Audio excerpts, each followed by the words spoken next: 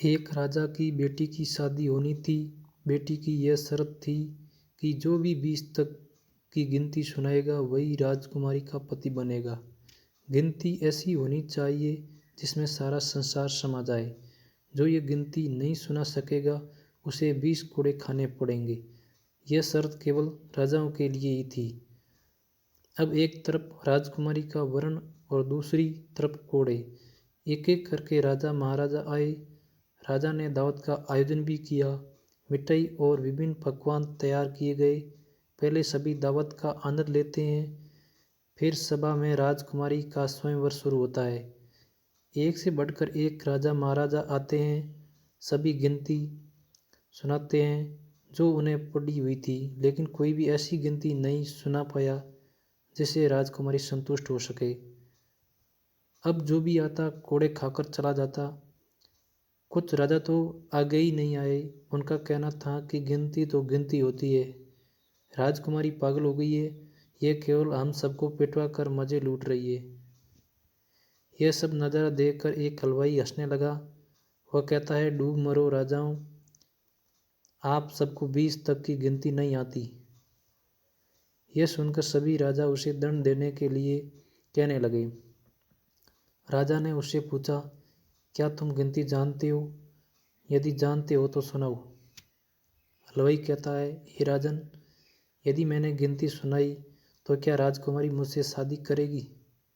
क्योंकि मैं आपके बराबर नहीं हूँ और ये स्वयंवर भी केवल राजाओं के लिए है, तो गिनती सुनाने से मुझे क्या फ़ायदा?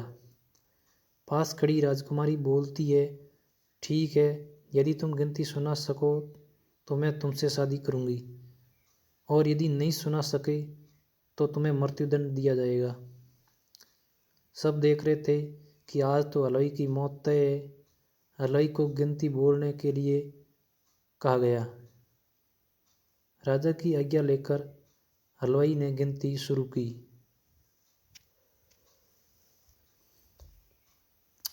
फिर वो बोलने लगे, 1 भगवान, 2 पक्ष, 3 लोक, 4 युग, 5 पांडव, 6 शास्त्र, 7 वार, 8 खंड, 9 ग्रह, 10 दिशा, 11 रुद्र, 12 महीने, 13 रत्न, 14 विद्या, 15 तिथि, 16 श्राद्ध, 17 वनस्पति, 18 पुराण, 19वीं तुम और 20वां मैं। सब लोग हके बके रह गए। राजकुमारी हलवाई से शादी कर लेती है। इस गिनती में संसार की सारी वस्तुएं मौजूद है, जहाँ शिक्षा से बड़ा तजुर्बा है। आपको ये कहानी कैसी लगी कमेंट बॉक्स में ज़रूर बताना।